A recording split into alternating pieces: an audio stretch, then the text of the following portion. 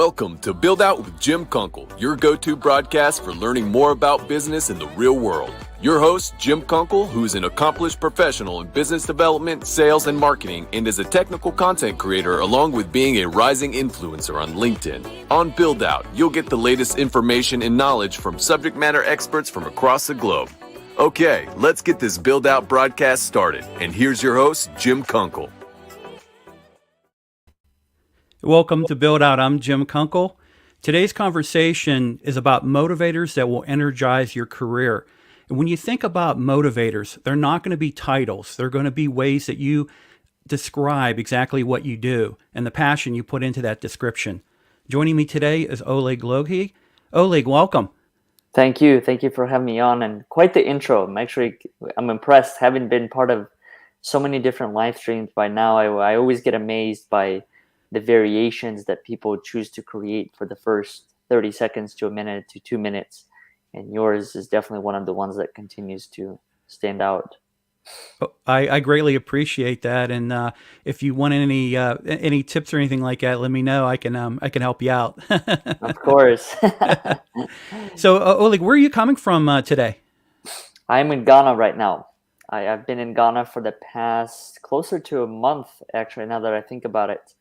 I was spending some time in Europe for approximately 90 days or so, and then I had to leave that region because you can only travel, I forgot the name of it, but 26 or 27 countries in Europe that you can only travel for approximately 90 days in the calendar year.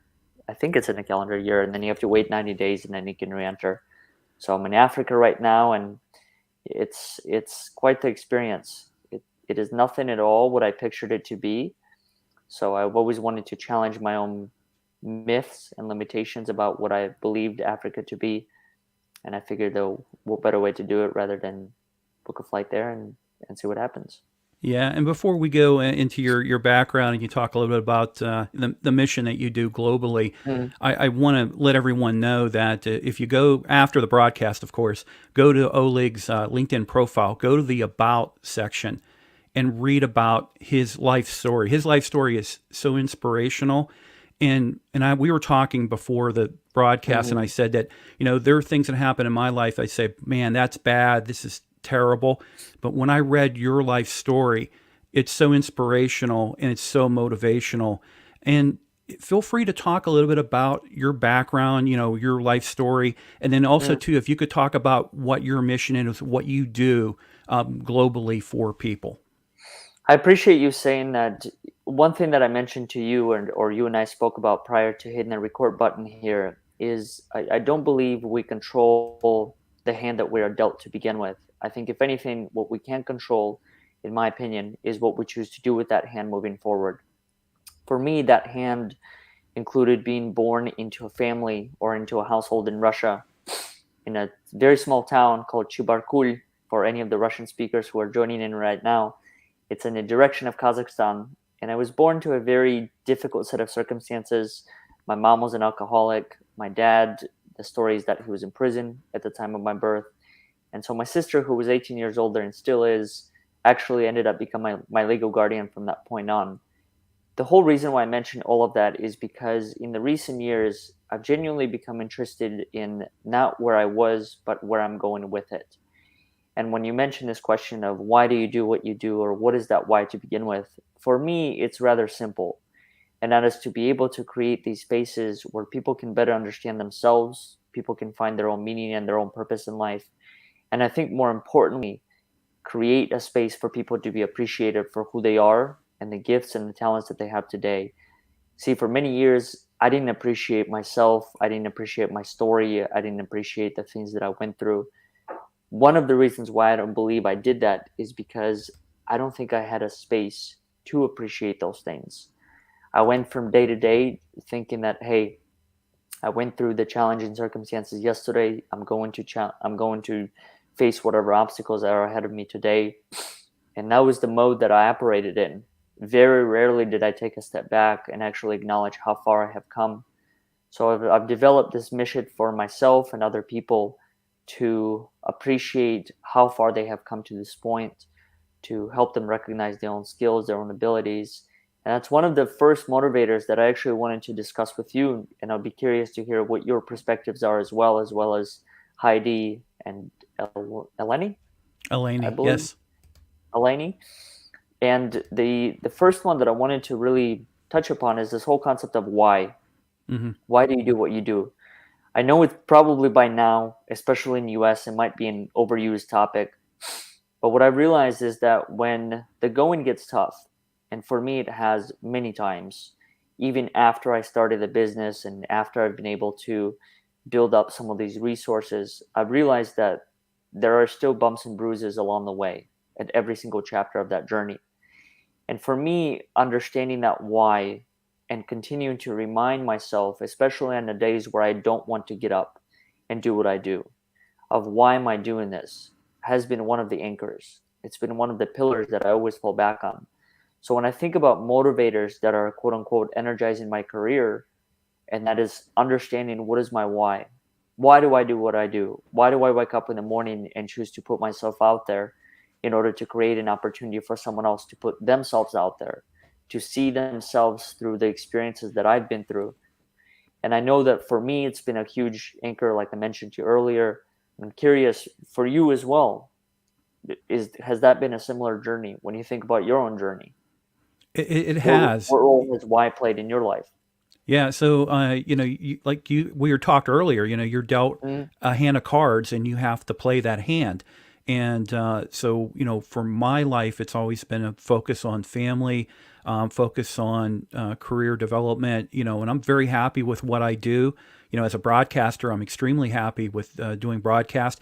And the reason why I'm so happy is because I like to communicate. I like the conversation.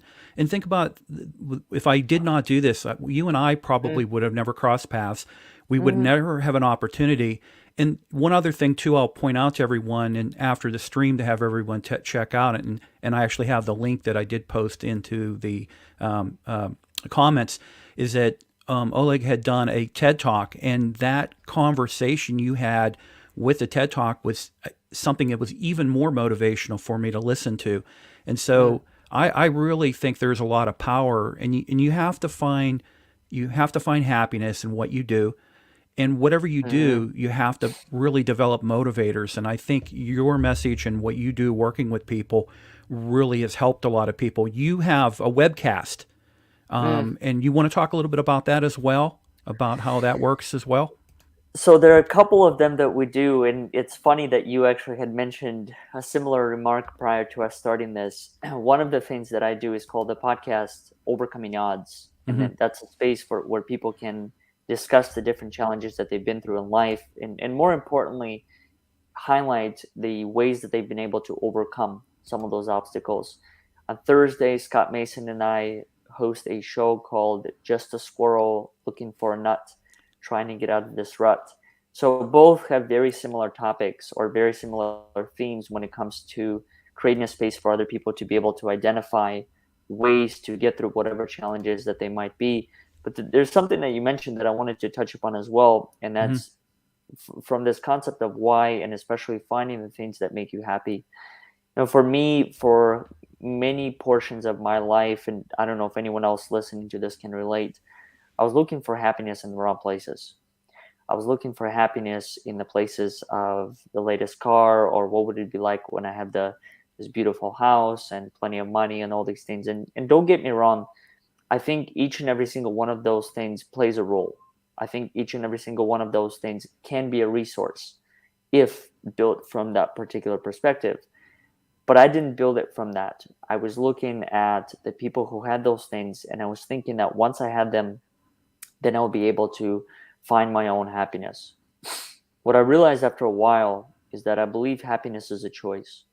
So every single day, regardless of where I've been by now it's been 15, 16, 17 different countries, is that I have a choice. And I'm realizing this more and more, that every single day I get to choose whether or not I want to be kind. I get to choose whether or not I want to be happy. I get to choose whether or not I look in the quote unquote difficult circumstances in life and choose to find joy, choose to find lessons within one of them. So I find this to be a very interesting differentiator between the two, and really illustrating this point that I believe all of us have that choice, regardless of how challenging the circumstances might be. I've been through many challenging circumstances, as you have, as I'm sure plenty of other people who are choosing to tune in right now. But that's the one thing that I forgot from time to time, is that I had that choice available to me 24/7. Yes, I might have been going through what appeared to be a world ending scenario at times, but at the same time, that choice was always there. The choice to look at it differently, to develop a different perspective, to talk to someone else who may not be experiencing what I am, in order to create a completely different viewpoint of how are they seeing what I'm going through. So I find these things to be critical in my life, and that's understanding why do I do what I do, and then shifting to the whole concept that I have a choice. And one other thing that I've realized throughout my journey, and I'm curious if anyone else can relate to this as well, and that is, when I think of the why, and the more experiences that I've had in my life, especially in the past 4 months, having traveled to 16 or 17 different countries on different continents, I'm realizing that with more experiences, the why has begun to shift. That the version of why I had before is no longer the same. And I'll give you an example of that. When I first landed in Africa about a month ago, like I told you earlier, I didn't have any concept of what Africa was. In fact, if I'm being honest, my only images of Africa that I had at the time were based on movies and different books that I read. Yeah. And a lot of that media that I consumed painted Africa as a land that was full of criminals, a land where there were a lot of drugs, and plain and simple, a land that was not safe to visit. When I landed and I was able to connect with one of my friends that I've been staying here with, I realized that it's completely different. I realized that out of all the countries that I've been to this point, it is in Ghana that I find people to be some of the kindest people that I've ever met. And I don't know why. I don't know if it's because many of the people here are much closer to hardship or difficult times. Therefore, they are more likely to appreciate the simplest of things, the needs of clean water or a shower or a warm bed or some things like that, that I think I definitely took for granted when I lived in the States, because these were the things that were available to me every single day. Having lived here for a month, I do not have the same resources as I have back home.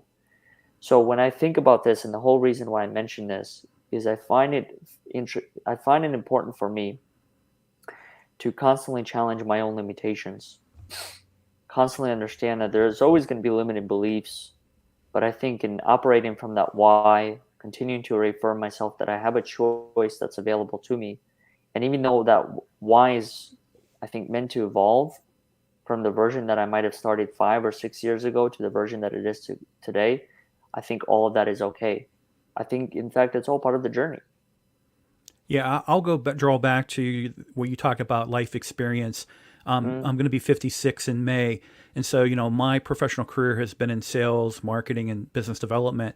And, I remember, looking back in my 20s and 30s, it was a drive for, you've got to be able to make the maximum amount of money. You're driving for title. You're driving for a lot of things that are, goals to get, and they're good goals to get. But now that I'm a little bit more of a senior person, it's about being comfortable. It's about being happy in what you do, and if you enjoy what you do, you're never going to have a bad day. And so I think with experience, I've learned that first off, it's great, like you said earlier, to have the car, the house, a lot of money and fame and everything. But you can't take it with you. We're all mortal. We cannot take it with us. And when you start to realize that mortality and you say, what's important? For me, it's being comfortable, having a strong family, and having friends and having satisfaction in what I do on a daily basis. That's super important to me.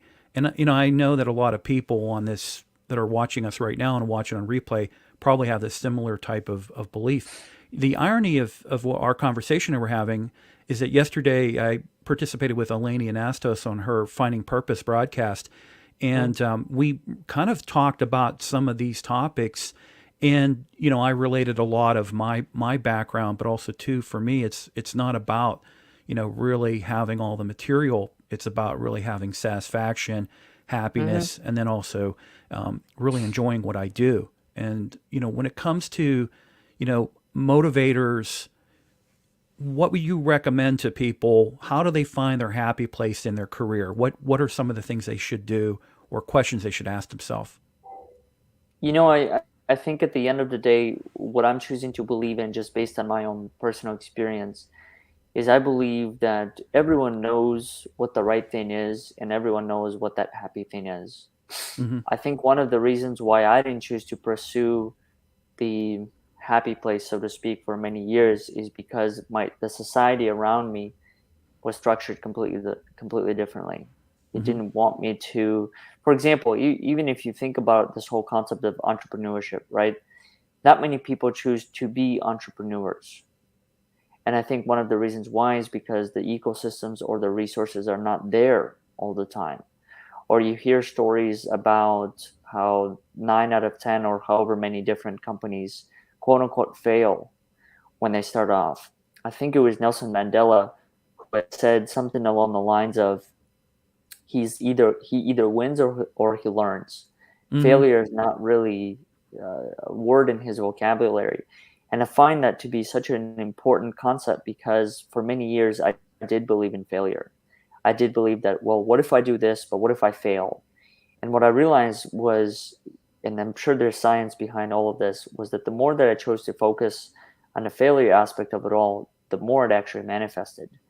And then from there, that's where I think it went down a spiral or down a rabbit hole, so to speak, where I wasn't able to find that happy place.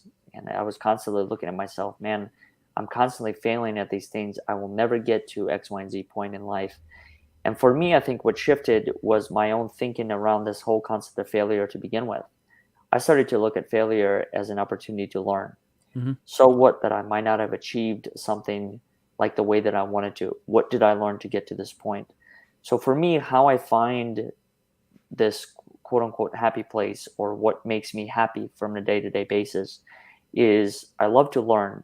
And I, in fact, I know for a fact I'm learning every single day, consciously and unconsciously. The conscious choice that I make when it comes to learning is I try to ask myself, what did I learn today?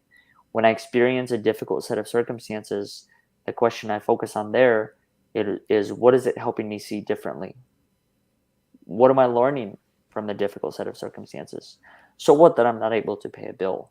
So what that I might receive a letter from whoever it might be saying you owe this and you need to pay now? Yeah, don't get me wrong, all of the choices come with consequences, but at the same time I'm realizing that some of the choices are not necessarily world ending scenarios. Some of the choices I can learn from and I can seek help from other people. So when I think about happiness, I think a learning contributing contributes towards it. I think people, and something that you mentioned as well. I'm only realizing this now. I've only realized this within the past 3 to 4 to maybe even 5 years, that at the end of the day it's all about the people, in my opinion. So that's where I chose to take a conscious effort to be a part of people's lives, to reach out to them, to express my gratitude, to express how much they've made a difference in my life. I didn't used to do this. I can't name you many people in my life that do that. I chose to be the person that does it. Now, I'm not saying I'm better or worse than anyone else. Yeah. All I'm saying is that this is the life that I wanted to live. So if you make a difference in my life, most likely I'm going to reach out and say, hey, thank you for doing this. You have helped me see X, Y, and Z. But that's only because I'm realizing that gratitude for me is fuel. That's what gives me almost, I guess you could say, a reason to live. I've also realized that through gratitude, whenever I experience hardships, I'm able to reverse that energy, so to speak. And I don't know if this is going to make sense to anyone else that's listening that may or may not practice gratitude. But all I can say is from my perspective, whenever I face difficult times, I kid you not, I either turn to my phone, turn to my notebook, or whatever other form that I can get in touch with what I'm grateful for today. Whether it's the people, if it's a person, I immediately send a text.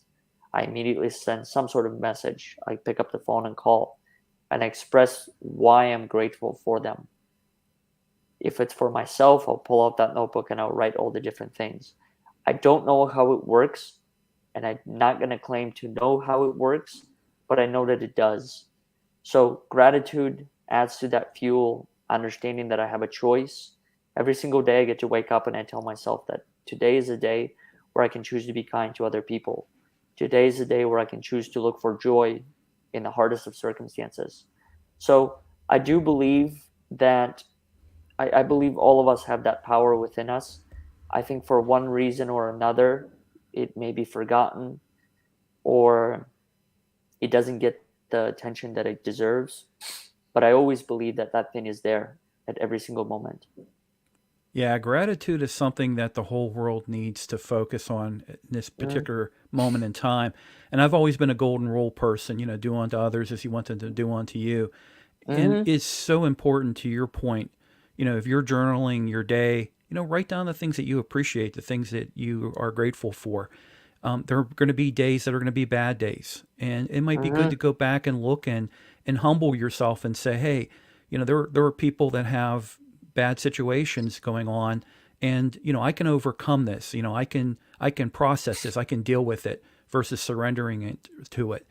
Let's talk a little bit about types of career motivators. And mm, there are really three types of career motivators for individuals, for professionals. And the first one deals with a contribution as a motivator. Now, we all have particular skills and we have abilities, we have interest. And when we work at a company, it's always in the best interest for the company to focus on those unique abilities of those workers and have them contribute to the bottom line, contribute to the mission, and make them part of, let's say, the culture when it comes to the company. How important is it for workers to feel as contributors versus just being workers? I think it plays a huge factor in it all because, in my opinion, and based on the experience that I've had in working with other people, it allows them to step into their full potential. I think the challenge within that is understanding what are those unique gifts about who you are. And what I've learned through the experience that I've had, as well as working with others, is that those gifts sometimes take time to reveal. They sometimes take different experience to highlight. And I'm finding that through this journey that there's really no reason to rush any of this. One of the challenges that I've experienced while living in the US is this whole notion or the thing that is built around finding your purpose and finding your meaning now. Not tomorrow, not next week, but you have to figure out right now. I think what it does is it creates a lot of unnecessary pressure Hmm. because what if you don't know your purpose right now? What if you don't know the meaning behind the events that might have happened yesterday or in the previous years?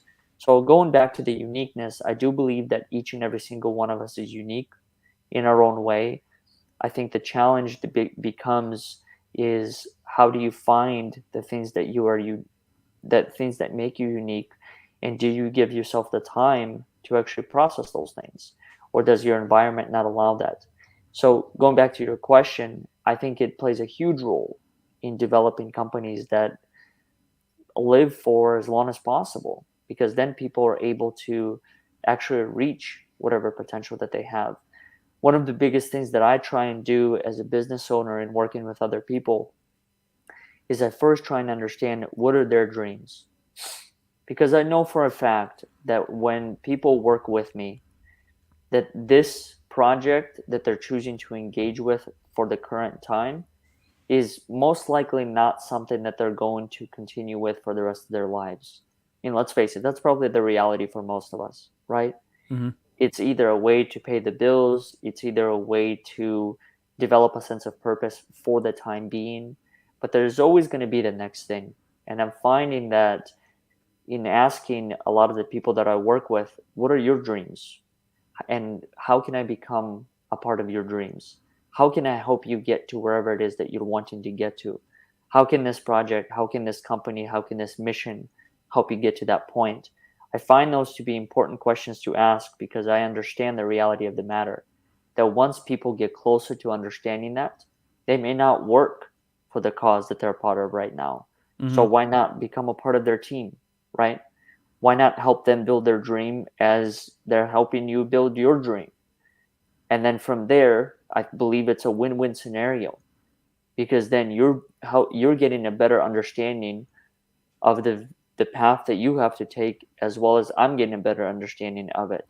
And it's not built the other way around. It's not built that you're here working for my dream, and then from there, once I've achieved elements of it, then you get to go on and in a way start over and trying to understand it. So I never fully understood why companies do that. I just chose to do it differently. So wherever I'm engaged with someone in a project or whatever it might be, that's one of the first questions I ask them. What is your dream? What are you passionate about? What Hmm. fuels you? And then from there, I try and find out what is the alignment between the two of us. How can I bring this person on board? How can I help them, as well as have them help whatever the mission or the cause that we might be building together? Yeah, that resonates, especially with the youngest generation coming Mm-hmm. into the business world. And I will highlight where you talked about with defining purpose, because when you're dealing with American business, and it's probably more of a Western business Mm, aspect as well, where there's pressure on you to find out who you're going to be, and that's your purpose. But what I also discovered as I aged as an mm. adult is the power of reinvention. And Yeah. we've seen that happen either by force, and I would say the pandemic was a reinvention for a lot of people, but also too when you realize that, listen, when you're going into college or a trade, that doesn't mean that you're in that career for the rest of your life. You can Mm-hmm. reinvent yourself. And a lot of people that I work with, and friends of mine and associates I work with broadcasting, they are prime examples of the power of reinvention.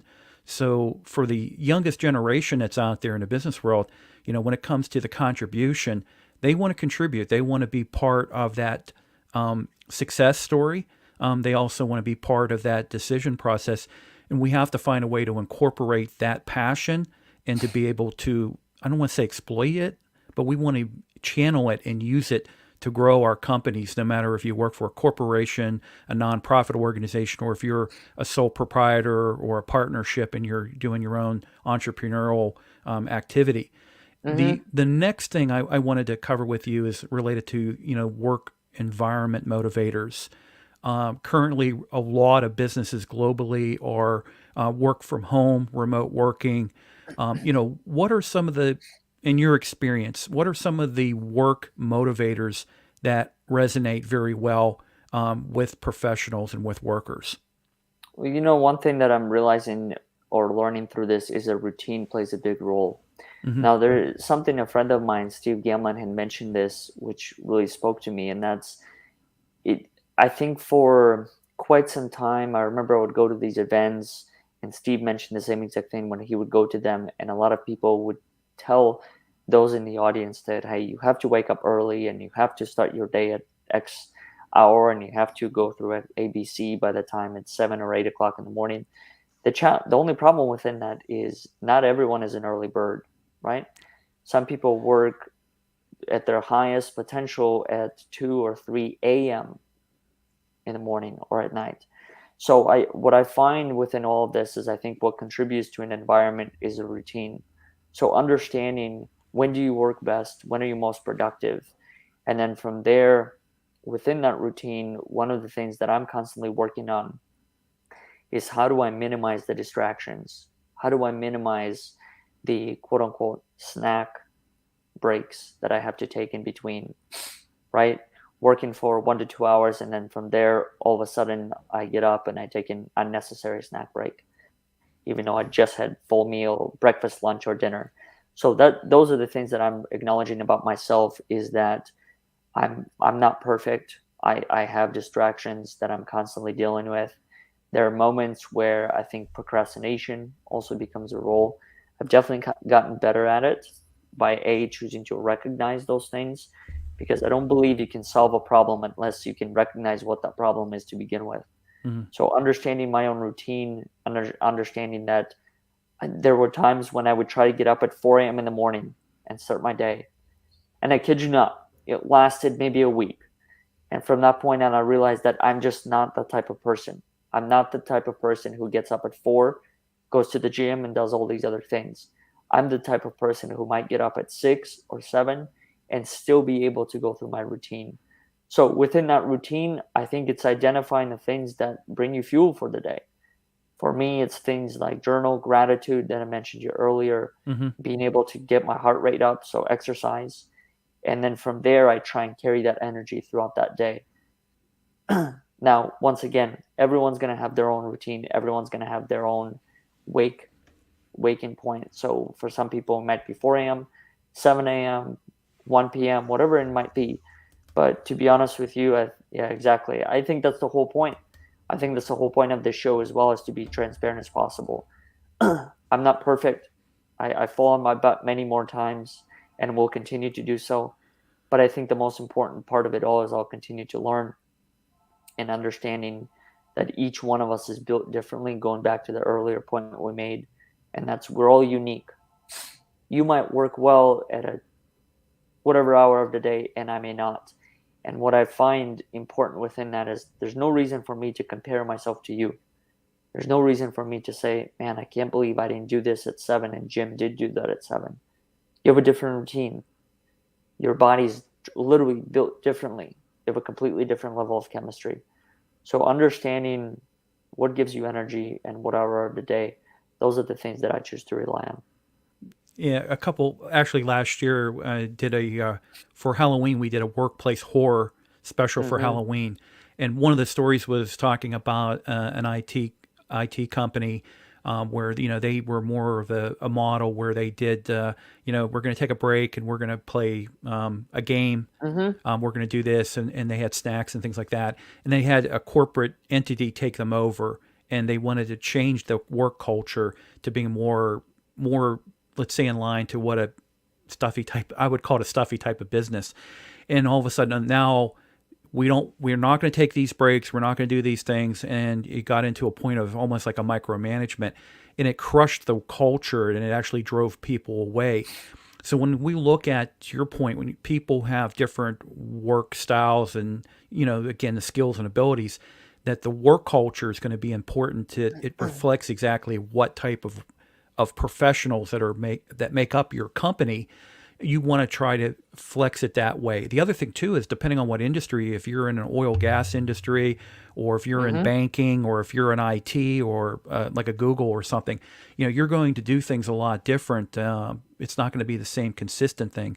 That was Mm-hmm. the last century where you had that rigid type of business structure. These are how things done.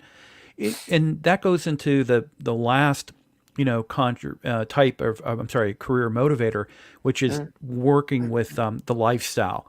And what I mean by lifestyle, I've seen some surveys done where it says, what's important to you as a professional, and you don't see people saying, money. Sometimes it's the flex time, it's the special events that might be done. It's those things that celebrate your job or celebrate the work that you do. What are some of the lifestyle motivators that you would recommend companies look at?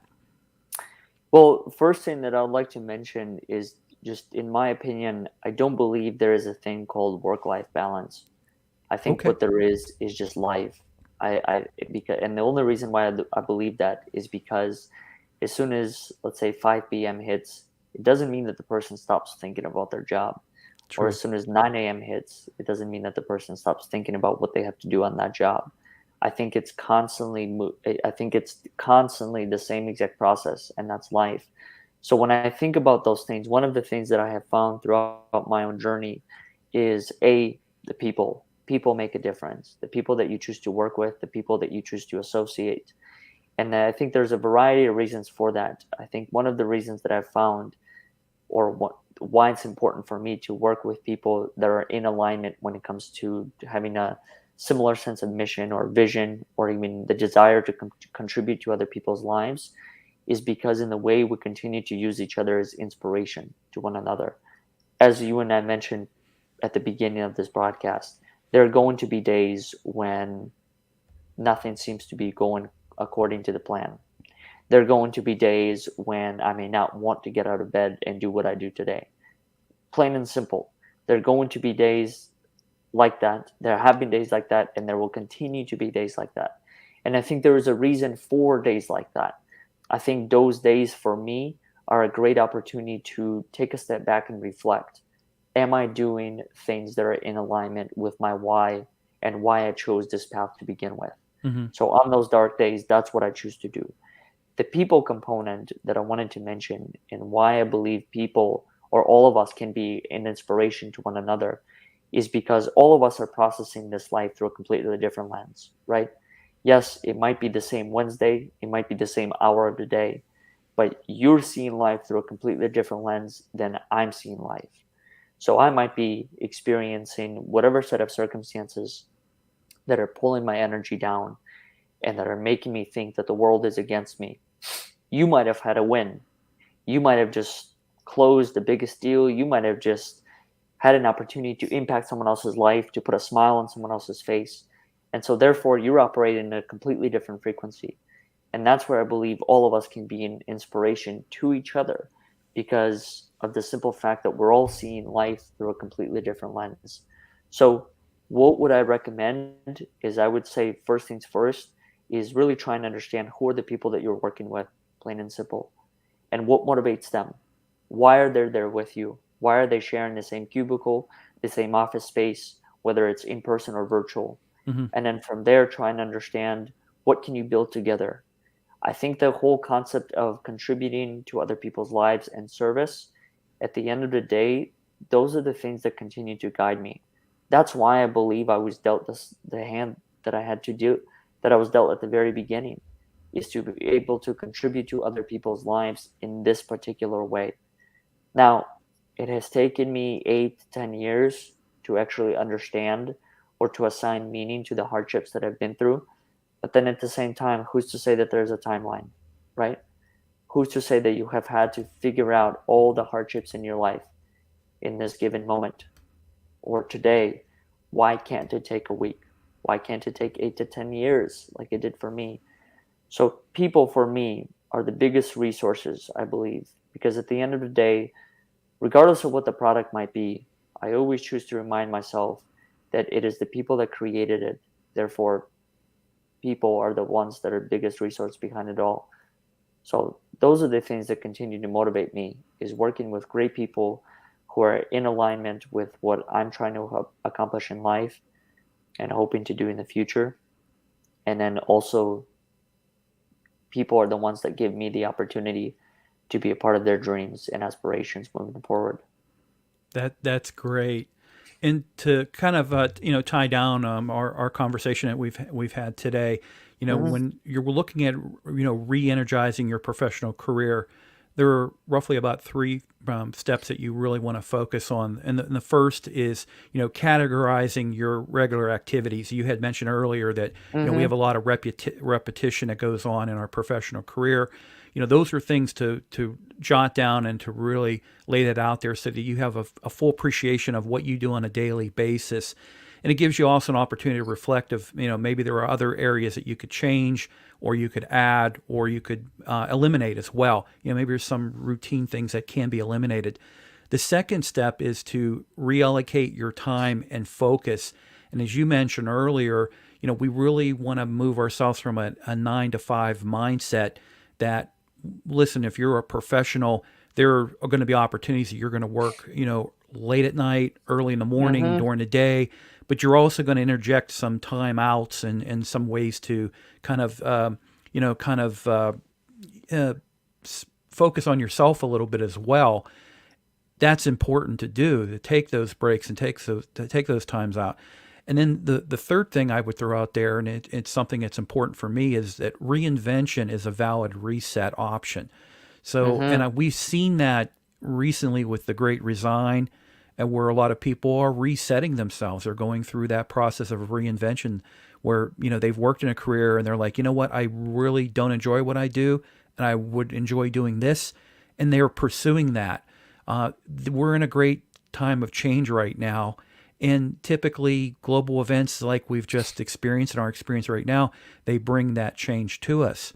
In closing out our conversation, like, is there anything that we did not talk about that you would want to leave with the viewers? Well, one thing that I wanted to highlight, and Mm-hmm. this is something that you brought up to my attention, and it's this whole concept of reinvention. In my opinion, the circumstances that we might be going through right now as a community, as a world, there's no better time to reinvent oneself because so many things are uncertain, because so many things are in transition. And I find that, especially during this time, a lot of people are trying things that they may not have tried before because so many other people are having to do that. Now, don't get me wrong, I don't believe that being forced to, let's say, find a job on the spot or being fired from a job are necessarily one of the quickest transitions to go through. I think those could be very challenging. I can only speak from my perspective, and that is Mm-hmm. someone who doesn't have a family, right? So I don't have any kids. I'm not married. Would it be different for me to go through a job transition if I did? Yeah. Absolutely.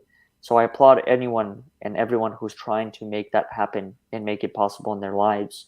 So what I tell to people like that is just continue, keep going, because I do believe that there is a light at the end of the tunnel.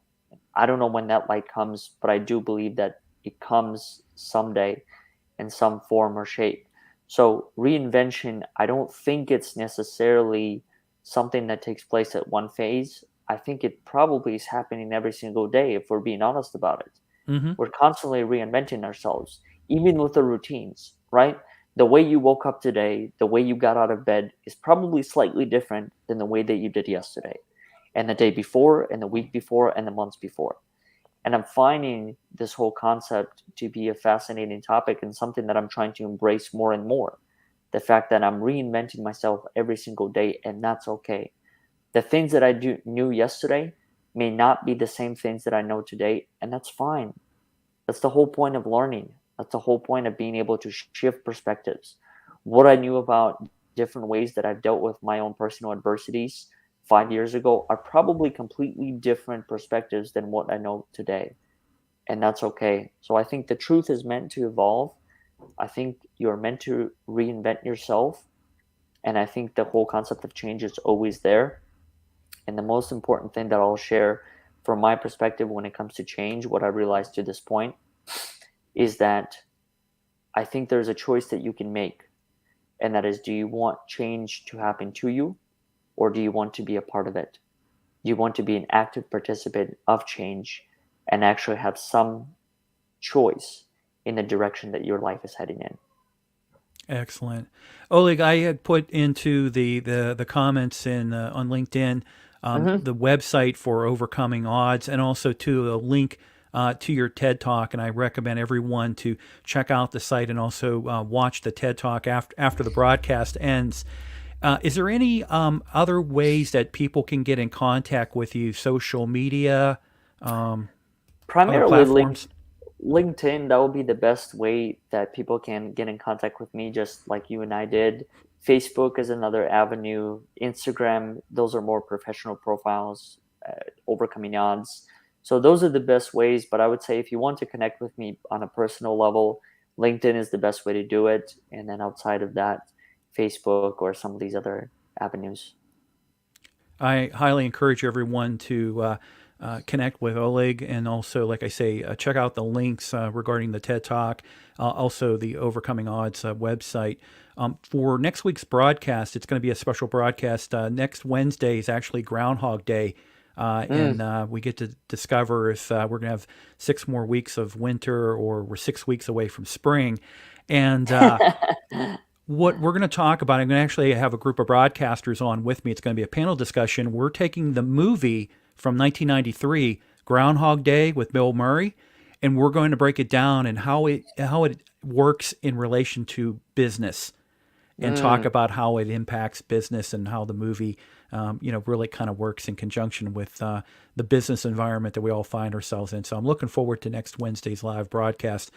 Oleg, thank you so much for this opportunity to have a conversation, and hopefully you and I will have additional conversations. And your mission and globally, great success to you on that. It sounds like you're finding yourself in Africa. Mm-hmm. And that I envy you because, that was something that was on my list to be able to travel to, is go to the continent of Africa. I've got friends in Africa. I just never had the opportunity to go to Africa. So good luck in everything. There's still time. There's still make it time. happen. Thank you. Good luck in everything and great success. Thank you. Thank you for having me on. No problem. Okay, everybody, have a great day, and please like this broadcast. Please share this broadcast with colleagues and friends. Really appreciate the replays or where it's at when it comes to views. You can check it out on multiple platforms, but stay tuned for next Wednesday and updates on LinkedIn and YouTube and other platforms as well. All right. Have a great day, everybody. I hope you found value with today's Build Out broadcast. Make sure you connect with Jim on LinkedIn and subscribe to his YouTube channel. This way you'll be notified on new live streams and when new content is released. Please give today's broadcast a like and share with your connections and colleagues. Thanks for watching, and please visit buildoutproductions.com for additional content and to join the mailing list so you can keep updated on other streams and quality content from the creators on the Build Out Productions team.